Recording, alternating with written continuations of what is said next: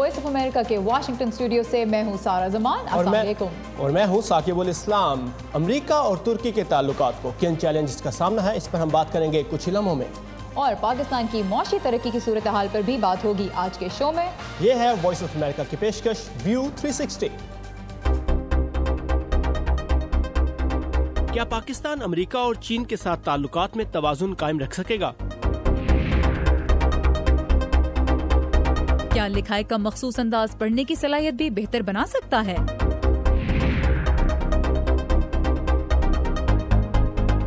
और चलेंगे अमेरिका के नेशनल पार्क्स के रिकॉर्ड साथ सफर पे।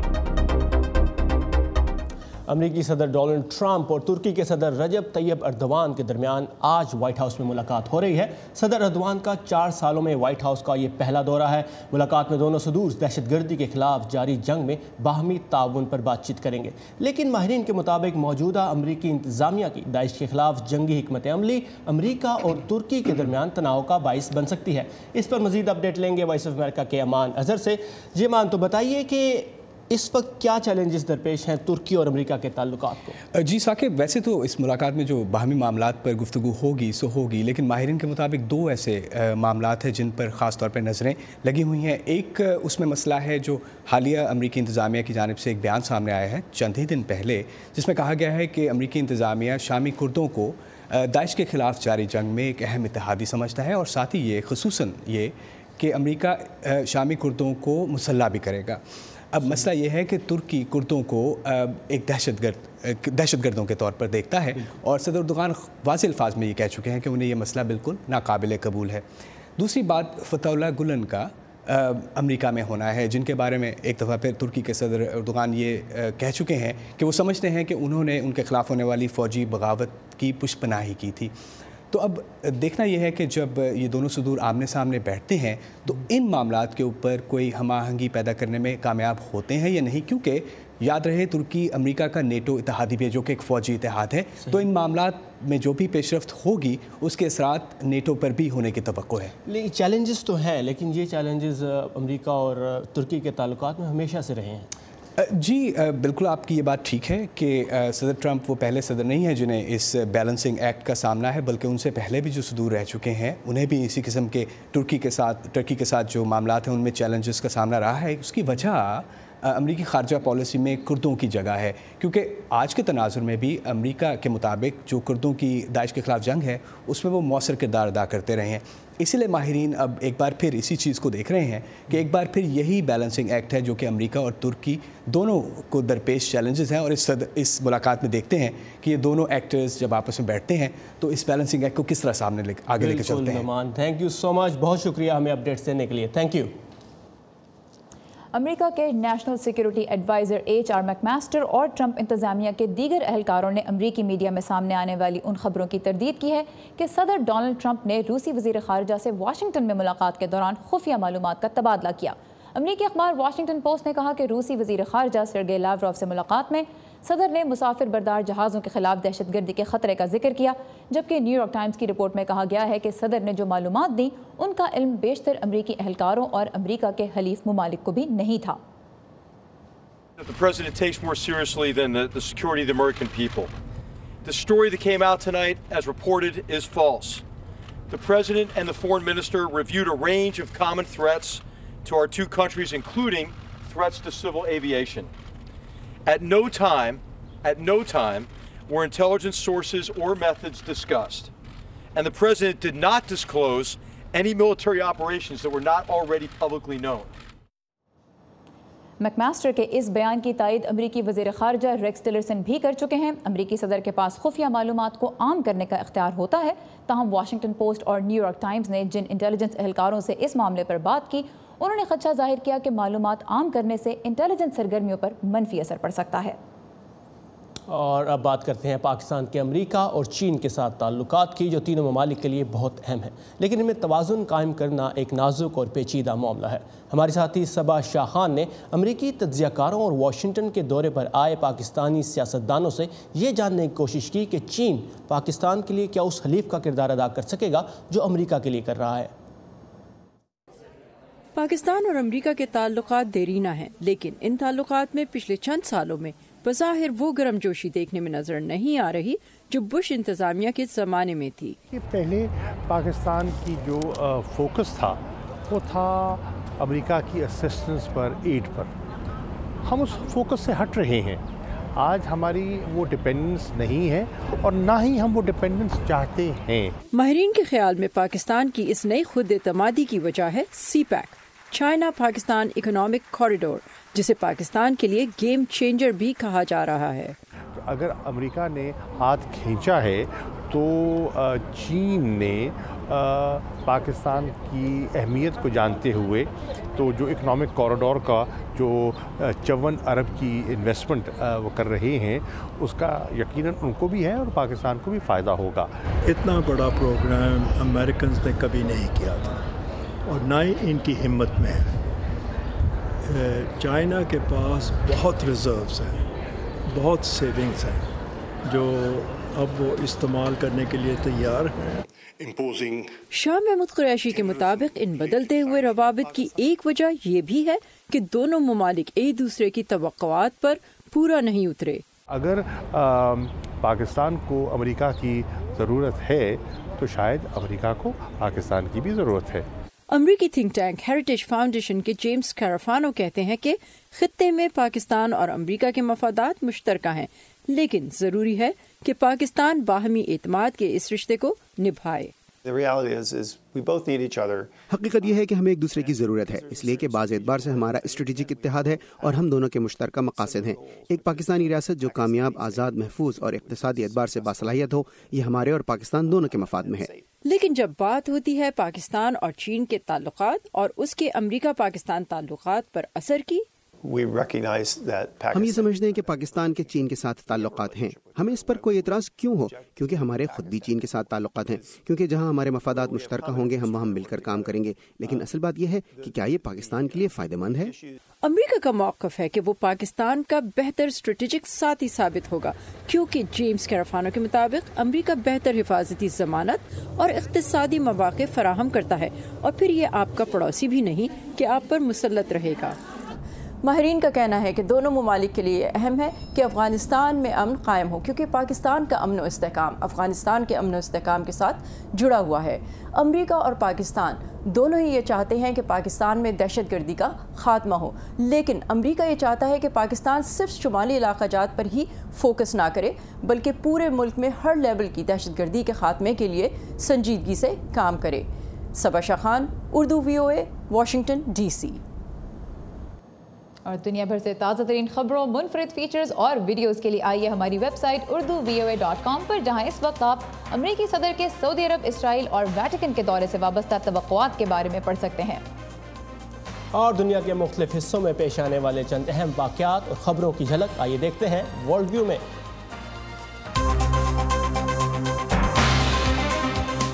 अमरीकी महकमा खारजा ने शाम के एक कैद खाने की सेटेलाइट से ली गई तस्वीर जारी करते हुए दावा किया है कि शाम दमिश्क में अपने कैद खानों में कत्ले आम के शवाहिद को छुपाने के लिए लाशों को जला रहा है। सिक्योरिटी काउंसिल ने शिमाली कोरिया की जानिब से मिसाइल तजुर्बे की सख्त अल्फाज में मजम्मत करते हुए इस पर मजीद पाबंदियां लगाने की धमकी दी है, जबकि साबिर सिक्योरिटी इदारों ने शुबा जाहिर किया है कि हालिया साइबर हमलों का जिम्मेदार भी शिमाली कोरिया हो सकता है। फलस्तीन इसराइल तनाज़े के हल के लिए दो रियासती फार्मूले की मुखालिफ मुतनाज़ शख्सियत डेविड फ्रीडमैन ने अमरीकी सफ़ीर की हैसियत से इसराइल में अपनी जिम्मेदारियां संभाल ली हैं, जबकि इसराइली TV ने दावा किया है कि अमरीका ने इसराइल से कहा है कि दीवार गिरिया इसराइल का हिस्सा नहीं। बरतानिया में इस साल एक अनोखी रेस की बुनियाद रखी गई है, जिसमें ड्राइवर्स का मुकाबला जदीद कारों की बजाय घास काटने वाली मशीनें चलाकर होगा।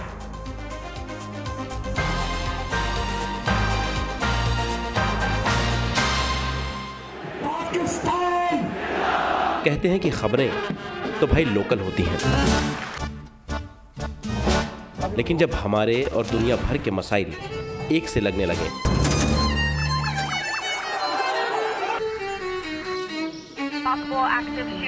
तो आंखें खुली रखनी चाहिए। अमेरिका ने पाकिस्तान और भारत के क्या पता कौन सी खबर आपके काम आ जाए। Great ideas. 25-year-old, 22-year-olds who are building billion-dollar companies. Our dream is to bring new technologies. View 360 सिर्फ आज न्यूज़ पर। پاکستان کے امریکہ اور چین کے ساتھ تعلقات پر ہم نے بات کی. دونوں ملک ہی پاکستان کی اقتصادی ترقی کے لیے بہت اہم ہیں, لیکن اس وقت پاکستان کی معیشت کی صورتحال کیسی ہے اور ان ملکوں سے تجارت کے ماڈل میں پاکستان کو کیسی تبدیلیاں لانے کی ضرورت ہے, اس پر ہم بات کریں گے عزیر یونس سے, جو واشنگٹن میں business consulting company Albright Stonebridge group میں ساؤتھ ایشیا اینالسٹ ہیں. Uzair, welcome to View 360. Thank you, بہت بہت شکریہ. سب سے پہلے تو میں آپ کو کچھ نمبرز دکھانا چاہتی ہوں. پاکستان کی اگر اس وقت اقتصادی صورتحال کے نمبرز دیکھے جائیں تو ورلڈ بینک کا کہنا ہے کہ 5.2% کی GDP گروتھ ایکسپیکٹڈ ہے. اس کے علاوہ پاکستان کے جو قرضے ہیں اس وقت ان میں اضافے کی ایک توقع کی جا رہی ہے اور لگ یہ رہا ہے کہ 74 بلین سے 79 بلین پر قرضے آ جائیں گے. لیکن کریڈٹ ریٹنگ پاکستان کی اس وقت 19 ہے, 0 سے 100 کے اسکیل پہ. تو جب آپ یہ سارے نمبرز دیکھتے ہیں, GDP گروتھ, ڈیٹ یعنی قرضے اور کریڈٹ ریٹنگ, تو ان میں سے سب سے اہم نمبر کون سا ہے پاکستان کی اقتصادی ترقی کے اعتبار سے؟ دیکھیے, پاکستان کی ترقی کے لیے سب سے اہم چیز پاکستان کے قرضے ہیں, اور معیشت گاڑی کی طرح ہوتی ہے. پاکستان کی معیشت میں اگر آپ دیکھیں پچھلے 4 سال میں تو تیزی سے آگے بڑھی ہے, اور اس میں کوئی شک نہیں کہ نواز شریف کی حکومت نے اس میں بہت بہتری لائی ہے. لیکن اصل مسئلہ پاکستان کا جو ہے وہ بڑھتا ہوا تجارتی خسارہ اور بڑھتا ہوا مالی خسارہ ہے, جس کی وجہ سے پاکستان کے قرضے بڑھتے آ رہے ہیں. اگر آپ لیٹسٹ ڈیٹا دیکھیں تو پاکستان کا تجارتی خسارہ 40% بڑھ کے $26 ارب تجاوز کر گیا ہے. اگر آپ لیٹسٹ ڈیٹا دیکھیں تو پاکستان کا کرنٹ اکاؤنٹ ڈیفیسٹ جو کہ 2.6 گنا بڑھ کے $6 ارب سے آگے چلے گیا ہے. پاکستان کا مالی خسارہ جو کہ 3.8% ٹارگٹ تھا اس سال کا, وہ 9 مہینے میں 3.7% ہو گیا ہے. تو ان سب وجوہات کی وجہ سے پاکستان میں قرضوں کی ضرورت بڑھتی جا رہی ہے, اور اس کی وجہ سے آپ نے دیکھا موڈیز کی لیٹسٹ رپورٹ میں کہ جون کے آخر تک پاکستان کا قرضہ تقریباً $80 ارب کے قریب چلے جائے گا. تو پاکستان کے قرضے جو ہیں وہ ایک بہت بڑا مسئلہ ہے اور ایک وارننگ سائن ہے اکانومی کے لیے. ٹھیک, اور کریڈٹ ریٹنگ جو ہے وہ ملک کے اندرونی حالات سے بہت متاثر ہوتی ہے. تو 19 کی جو کریڈٹ ریٹنگ ہے اس کے کم ہونے کی وجہ کیا یہ بھی ہے کہ ملک کے اپنے حالات انویسٹمنٹ کے لیے ابھی بھی اتنے موزوں نہیں ہیں جتنے لت سے دیگر ملکوں کے؟ انڈیا کی کریڈٹ ریٹنگ 45 47 کے قریب ہے. بالکل, اگر آپ خطے کے دوسرے ممالک دیکھیں تو بھارت اور بنگلہ دیش میں بہتری آئی ہے پاکستان کے مقابلے میں. اگر آپ GDP گروتھ بھی دیکھیں تو پاکستان کا اگر 5% گروتھ ہے تو بنگلہ دیش اور بھارت کی اس سے کئی زیادہ ہے. پاکستان اور چائنا کی بات کرتے ہیں. پاکستان میں بہت یہ توقع کی جا رہی ہے کہ CPEC کا ایک منصوبہ جو اب ہے اس سے پاکستان کی معیشت بہت ترقی کرے گی. لیکن اگر ہم نمبرز کو دیکھیں اس وقت تو پاکستان کی جو اوسط تجارت کا جو رہا ہے, کہہ لیجیے ایوریج رہی ہے, وہ تقریباً $14 ارب کی تجارت ہے پچھلے 3 سالوں کی ایوریج یہ نکلتی ہے. اس میں ظاہر ہے کہ امپورٹس تو چائنا سے بہت ہیں, ایکسپورٹس کم ہیں. اب سوال یہ پیدا ہوتا ہے کہ چائنا کو تو مارکیٹس چاہیے اپنے مال کے لیے, پاکستان ایسا کیا کر سکتا ہے کہ ایک تو چائنیز پروڈکٹس کے ڈمپ سے اس کی اپنی انڈسٹری خراب نہ ہو, اور دوسرا CPEC صرف پاکستان کے لیے دوسروں کا سامان لانے لے جانے کا راستہ نہ بنے؟ کیا کرنا پڑے گا پاکستان کو؟ دیکھیں, پاکستان کی معیشت کو بنیادی ریفارمز کی ضرورت ہے جو کہ پچھلے کئی سالوں سے, دہائیوں سے نہیں ہوئے, اور ان کے بغیر پاکستان چاہے چین سے پیسے لے لے یا امریکہ سے پیسے لے لے یا کہیں اور سے قرضے لے لے, پاکستان کی معیشت اپنے پیروں پہ کھڑی نہیں ہو سکتی. تو ضروری یہ ہے کہ پاکستانی حکومت پہلے تو CPEC میں ٹرانسپیرنسی لائے, عوام کو بتائے کہ کیا انویسٹمنٹ ہیں, کیا قرضے ہیں, کیا ہمیں پیسے واپس کتنے دینے ہوں گے اور کب دینے ہوں گے. اور دوسرا یہ کہ پاکستانی کمپنیوں کو مواقع فراہم کرے. ابھی آج کل کی جو رپورٹ ڈان میں خرم حسین نے لکھی ہے اس میں کہا گیا کہ چینی جو ہیں وہ پاکستانی زرعی شعبے میں کافی دلچسپی لے رہے ہیں. سوال لیکن یہ ہے کہ کیا چینی کمپنیاں ہی پاکستان کو چلائیں گی, کہ یا پاکستانی کمپنیوں کو بھی مواقع دیے جائیں گے کہ وہ پاکستان میں کام کریں, پاکستان میں ایکسپورٹس آگے بڑھائیں اور پاکستان کی معیشت کو پاکستانی ہی آگے لے کے چلیں. اور بریفلی میں تھوڑا سا پاکستان اور امریکہ کا بھی جو ٹریڈ بیلنس ہے اس کے بارے میں بات کرنا چاہوں گی. $5.5 ارب کی تجارت ہوئی 2016 میں, بہت بڑا نمبر نہیں ہے اگرچہ ابھی بھی پاکستان کے اہم ترین ٹریڈنگ پارٹنرز میں سے ایک ہیں. کیا باٹل نیکس آپ کو نظر آتی ہیں؟ پاکستان امریکہ کی مارکیٹ سے کہاں پہ فائدہ نہیں اٹھا پا رہا اور کیسے فائدہ اٹھا سکتا ہے؟ فائدہ اسی بات پہ نہیں اٹھا پا رہا کہ بنیادی ریفارمز پاکستان میں نہیں ہوئے. تو پاکستان کی جو ایکسپورٹس ہیں وہ کمپیریٹیو نہیں ہیں انڈیا اور بنگلہ دیش اور باقی ممالک کے مقابلے میں. اس کی وجہ سے پاکستان کی اگر آپ ایکسپورٹس دیکھیں اوور آل وہ کم ہوئے ہیں, امریکہ میں بھی کمی آئی ہے. اور کیونکہ پاکستان امریکہ کا اتنا بڑا ٹریڈنگ پارٹنر نہیں ہے اور وہ عسکری تعلقات سے پاکستان کو ہمیشہ دیکھتا آیا ہے, اس وجہ سے اس پہ فوکس کبھی نہیں ہوتا. اور اب کی جو نئی حکومت آئی ہے ڈونلڈ ٹرمپ کی, اس کا میک امریکہ فرسٹ سلوگن ہے, وہ اور بھی پاکستان کے لیے مشکلات کا سامنا ہوگا. اور دوسرا یہ کہ عسکری تعلقات میں پاکستان اور پاکستان کا کردار افغانستان میں اس کو ٹرمپ کی حکومت زیادہ فوکس کرے گی، تو پاکستان کی امریکہ کے تجارتی تعلقات میں اور مشکلات کا سامنا ہوگا۔ آلرائٹ، بہت شکریہ عزیر جونو صاحب کا، آپ نے بہت ایک جامع قسم کی ہمیں دی ایک اپروچ اس ایشو پر۔ Thank you very much for your time, and now we will have so much more but after this. میں ہوں خالد حمید، آپ مجھے دیکھ سکتے ہیں VOA اردو کے فیس بک پیج پر روزانہ شام 7 بجے تازہ ترین خبروں کے ساتھ۔ اور منگل کو شو میں شامل ہوتا ہے ہمارا ہفتہ وار ایجوکیشن سیگمنٹ، اس کے لیے نیلوفر مغل ہمارے ساتھ ہے۔ تو نیلوفر، آج کا ٹاپک کیا ہے؟ جی، آج کا ٹاپک ہے کرسیو ہینڈ رائٹنگ یا جوڑ کر لکھنا۔ آج کل لوگ اگر الفاظ پڑھتے ہیں تو وہ بھی فون پر، کمپیوٹر پر یا پھر کتابوں میں، جن میں حروف جو ہیں بلاک کی شکل میں علیحدہ ہوتے ہیں۔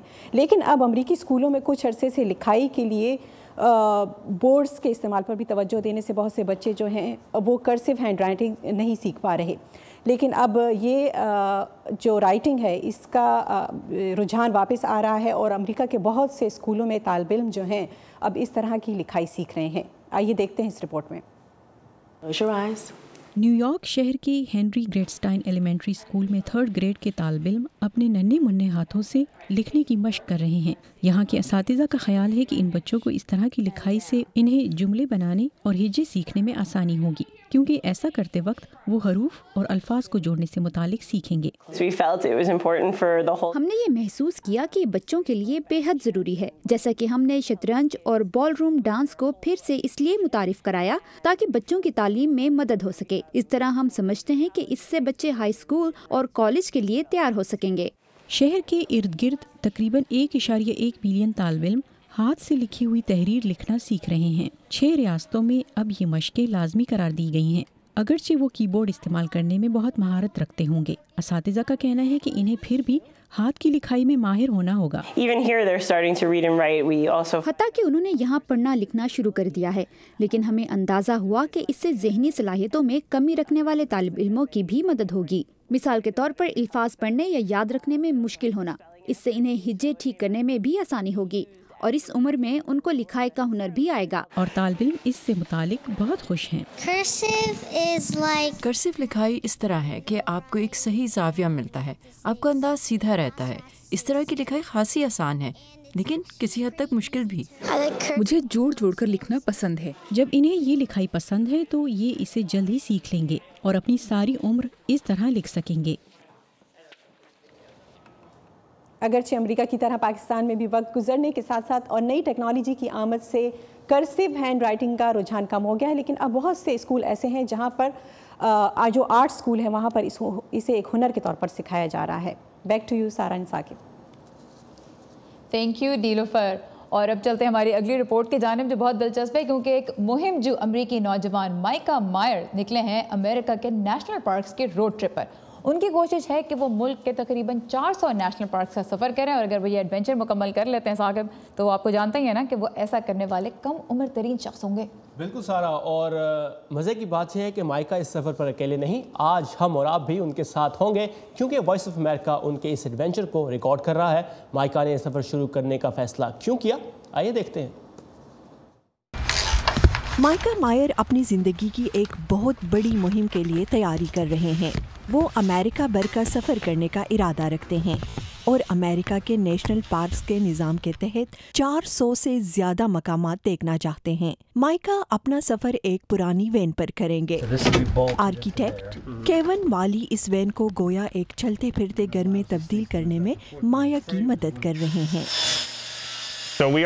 ہم اس کارگو وین کو ایک موبائل گھر میں تبدیل کر رہے ہیں تاکہ میں امریکہ بھر کے سفر کے دوران اسے استعمال کر سکوں۔ مائکا مائر تمام امریکی ریاستوں کا سفر کریں گے اور وہاں موجود پارکوں کا نظارہ کرنے کے علاوہ اور بہت کچھ کرنے کا ارادہ بھی رکھتے ہیں۔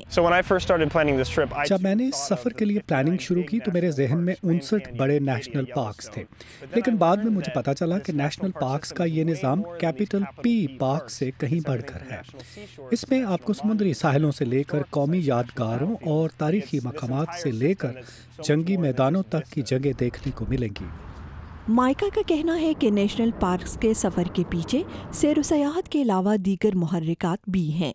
My dad passed away at age 58 before he got to retire when I was 19 years old. मेरे वालिद 58 बरस की उम्र में रिटायर होने से पहले वफात पा गए थे। उस वक्त मैं 19 बरस का था। मुझे एहसास हुआ कि ज़िंदगी बहुत छोटी है और ज़रूरी नहीं कि हमें रिटायर होने या अपनी तमाम ख्वाहिशात को पूरा करने का मौका मिले। इसलिए मैं अब 30 साल की उम्र में अपनी ख्वाहिशात की तकमील का इरादा रखता हूँ और 30 साल की उम्र में अपनी ख्वाहिशात पूरी करना चाहता हूँ। माइका ने अपनी इस मुहिम का आगाज वाशिंगटन डीसी से किया। मैं डीसी में 4 बरस रह चुका हूँ, लेकिन मुझे पता नहीं था कि मेरे घर से 30 मील के फासले पर तकरीबन 40 नेशनल पार्क्स हैं। माइका के पास एक स्पेशल कार्ड है। हर पार्क का सफर करने के बाद इस कार्ड पर एक स्टैंप लगाया जाता है। मैंने सफ़र का आगाज़ वाशिंगटन मॉन्यूमेंट से किया क्योंकि मैं एक ऐसी जगह से आगाज़ करना चाहता था जो तारीखी हो, जो अमेरिकाना हो और दुनिया भर के लोग उसे जानते हों। अगर वो अपनी इस मुहिम में कामयाब होते हैं तो वो अमेरिकी नेशनल पार्क सर्विस के तहत 411 मकामात का सफ़र करने वाले पहले कम उम्र तरीन नौजवान बन जाएंगे। माइका का कहना है कि वो अपने सफ़र का इख्तिताम लिंकन मेमोरियल पर करेंगे, जो उस जगह से कुछ फासले पर है जहां से उन्होंने अपनी मुहिम का आगाज़ किया। शहनाज नफीस, उर्दू VOA, वाशिंगटन। माइका की गाड़ी बड़ी इंटरेस्टिंग है क्योंकि उससे उनका होटल का खर्चा बच जाएगा और सबसे अच्छी बात है कि हमारा कोई खर्चा नहीं होगा क्योंकि ये सीरीज़ हम आपके लिए लेकर आएंगे और हम और आप मिल के अमेरिका के नेशनल पार्क्स की सैर करेंगे। बिल्कुल, और माइका इतनी यंग एज में तमाम पार्क्स को देखेंगे और मज़े की बात यह है कि उनके पास वक्त भी है और शायद इतना पैसा भी कि वो सब काम कर सके। Exactly, और मुझे उम्मीद है कि at the end of his trip he will be a very smiling little guy. जैसे छोटे छोटे बच्चे होते हैं, हंसते मुस्कुराते बच्चों का मुकाबला तो आपने देखा होगा, लेकिन आज हम आपको रोते हुए बच्चों का मुकाबला दिखाते हैं। ये है जापान का सालाना क्राइंग सूमो मुकाबला, जिसमें सूमो पहलवान शीर ख्वार बच्चों को हिलाकर रुलाते हैं। क्योंकि जापान में लोगों का मानना है कि बच्चों के रोने से बलाएं भाग जाती हैं, बच्चे मुसीबतों से बचे रहते हैं और उनकी सेहत भी अच्छी रहती है। इस मौके पर बच्चों की अच्छी सेहत की दुआ भी की जाती है। ये तकरीब 400 साल से जापान के मुख्तलिफ इलाकों में मज़ारों और इबादतगाहों में मुनक्किद हो रही है। अच्छा, और बच्चों को रुला तो देते हैं तो बच्चों को चुप बाद में कौन कराता है? बिल्कुल, यही तो देखना है। लेकिन इस मुकाबले में जीता कौन और हारा कौन, ये मुख्तलिफ इलाकों में मुख्तलिफ ख्यालात हैं। कुछ समझते हैं कि पहले रोने वाला बच्चा जीत जाता है और कुछ समझते हैं कि बहुत देर तक और आखिर में चुप होने वाला बच्चा जीतता है। तो बच्चे हंसते हुए ही अच्छे लगते हैं, रोते हुए बच्चे अगर दूसरों ने संभालने तो ठीक है, बिल्कुल अपने बच्चे। लेकिन बहुत बुरे लगते हैं, मतलब रोते हुए बच्चे जो हैं उससे उनकी रोना सेहत के लिए बहुत अच्छा होता है। हमारे कहते हैं ना, उससे सीना खुलता है। बिल्कुल, और लेकिन कान जो है ना वो फट जाते हैं। बच्चों को रुलाया भी जाता है और ये एक इमोशनल चीज़ होती है। जब आपके आंसू बहते हैं तो आप इमोशनली बड़ा बैलेंस फील करते हैं। लगता है बड़ी रिसर्च की है रोने पे। बिल्कुल। चलिए, खैर रोने धोने और मुस्कुराने से के बाद ये था हमारा आज का शो व्यू 360। फीडबैक के लिए आइए facebook.com/VOA उर्दू पर। कल फिर आपसे इसी वक्त इसी जगह फिर मिलेंगे। Have a nice evening.